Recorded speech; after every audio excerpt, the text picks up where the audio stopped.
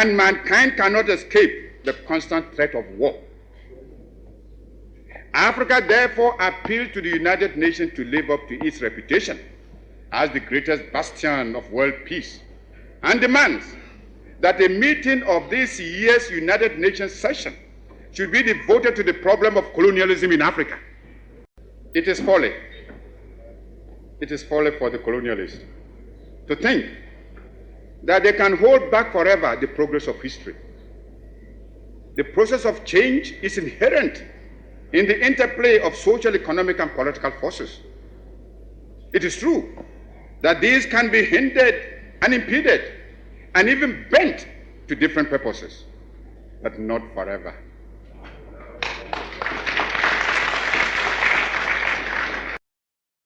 However, we who are concerned with the immediacy of African independence and unity are not prepared to wait upon the evolution of history. We are determined to give history a revolutionary push.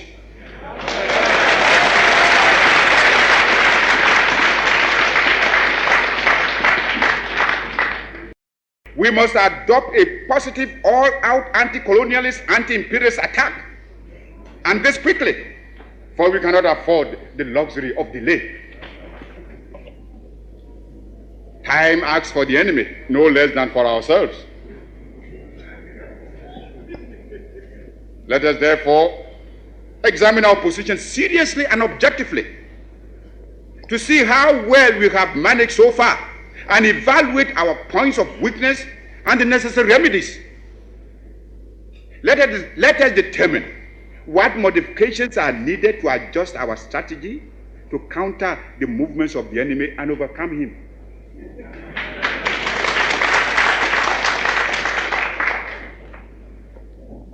This requires some plain speaking. And for the sake of Africa, let us speak plainly.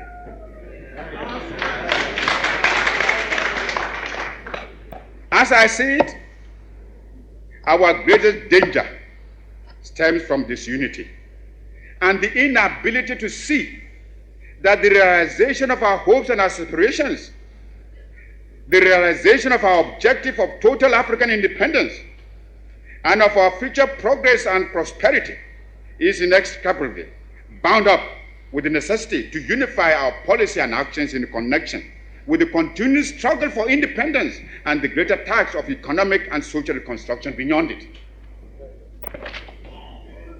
We must therefore face the issue of African unity now, for only unity will make the artificial boundaries and regional demarcations imposed by colonialism obsolete and superfluous.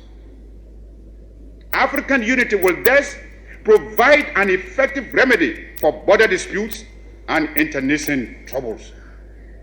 In a united Africa, there could be no frontier claims between Ethiopia and Somalia, or between Zanzibar and Kenya, Guinea or Liberia, or between Ghana, Togoland, and the Ivory Coast.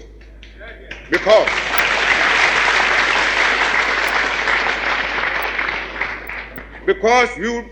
we would regard ourselves as one great continental family of nations. Some of the leaders, it must be confessed, do not see the struggle of their brother Africans as part of their own struggle. Even if they did, they would not be free to express their solidarity. These rifts are consciously created by the imperialists between Africans, where they can sit back and watch with sly satisfaction, as well as contempt for those who fail to see how they are being used against Africa's best interests. Regrettably,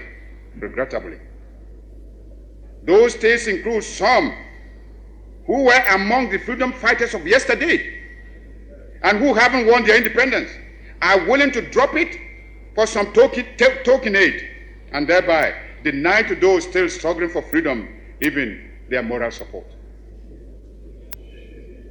Here is a phenomenon against which all African freedom fighters must be on their guard and resist to the utmost. Even though I appreciate the difficulties facing us, I must admit, I find it strange to watch some of us returning willingly to the colonialist fold. This time, they don't even have the excuse of being forced to subject themselves to foreign domination. It makes one wonder, why so much effort and sacrifice and so many lives were given up to the achievement of independence in the first place, if it can only be so quickly and easily surrendered. Unhappily for us, colonialism creates in some intellectual allegiances which are not severed at the moment of independence, but remain to condition loyalties away from Africa towards the metropolis which draws them. They are unable, it would appear, to accept the idea that Africans can get together to make viable and going concern of a combined African continent, but rather see their salvation in coming together in association like the Franco-African community mooted recently at Bangui. Although there are many here who speak English, French, Spanish, or Portuguese, nevertheless, we are all Africans.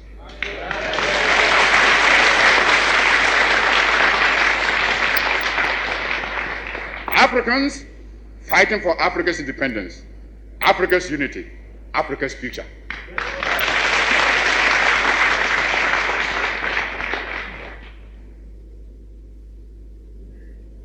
I have said that I understand the difficulties of these states, which are drawing away from the African community back into that of Europe, faced with the demands of their people for rising standards of living and better social conditions, but charged with economies that can hardly meet the recurrent expenditures of administration and maintenance. They are in dilemma. And standing at their elbows are the new colonialist agents, beckoning them back with a smile into the web of imperialism, though it may have a new look this time and offer the irresistible bait of immediate help.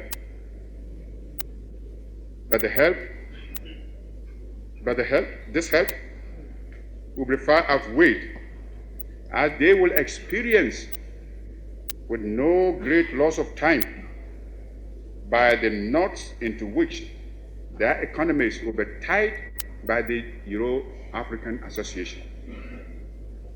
Imperialism does not change its nature. It only changes its front.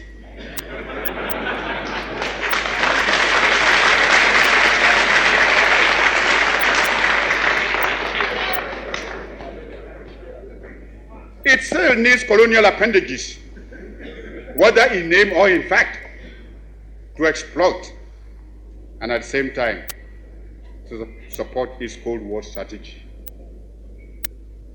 In the face of this serious threat to our economy and independence in Africa, we must begin to build immediately our own continental common market. For it is easy for anyone who studies the Common Market Organization closely to realize that the common market is aimed at harnessing the African countries to satisfy the profit lust of the imperialist bloc and to prevent us from following an independent neutralist policy.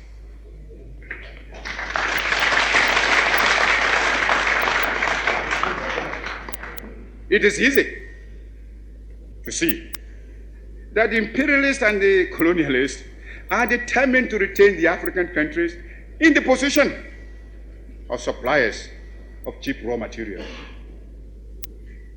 If we do not resist this threat, and if we throw in our lot with the common market, we shall doom the economy of Africa to a state of perpetual subjection to the economy of Western Europe.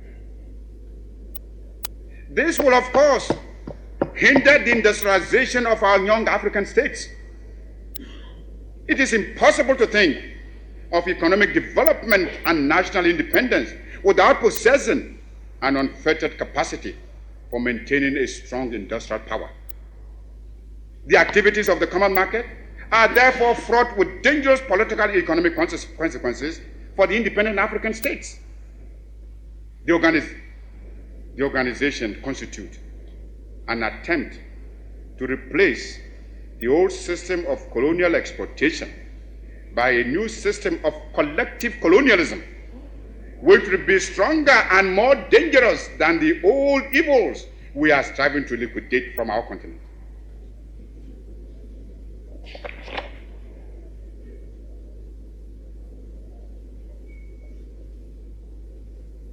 There is an alternative to Euro-African Association with these deadly implications for Africa's independence and progress.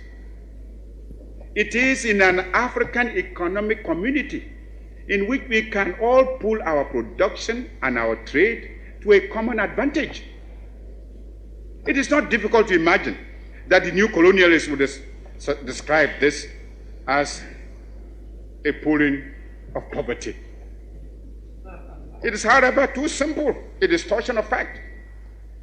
Africa is rich and not poor.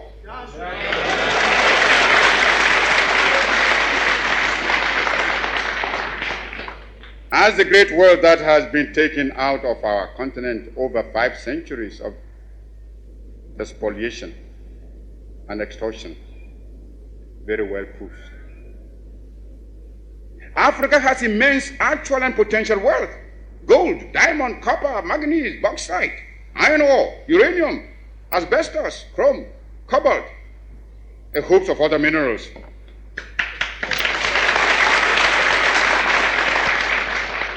Our essential agricultural produce have all been drained away by colonialist imperialism. Africa is far from being poor. It is Africans who are poor, not Africa.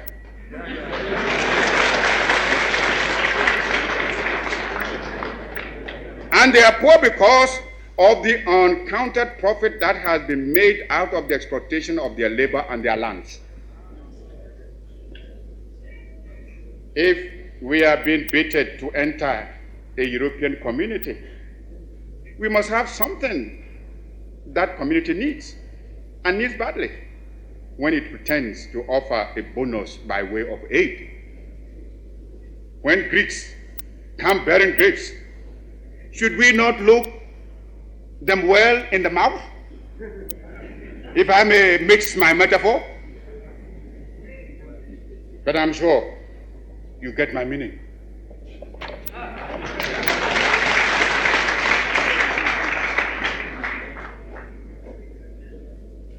When we, new, untried, inexperienced states, are flattered into European alliances, we enter not as equals, but as suppliers of primary products at the generosity of industrial competitors.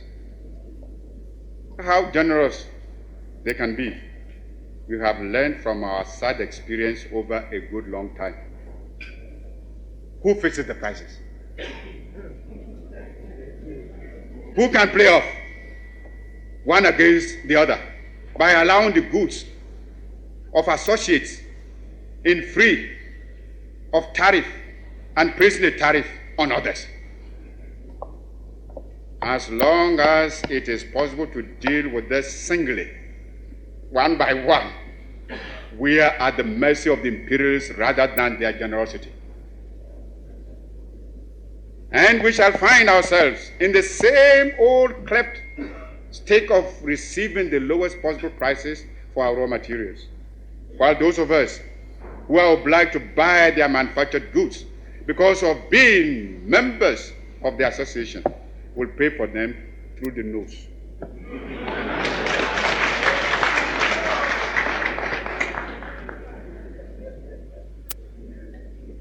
These same states will find themselves tied up in knots which will prevent their going into an open market for their needs of goods and capital investment. And above all, they will lose their option of non-alignment and find themselves dragged into the diplomacy of imperialist Cold War politics, which will operate against the independence and intrinsic interests of Africa. Those of us who cannot see through these implications can only be suffering from an intense myopia.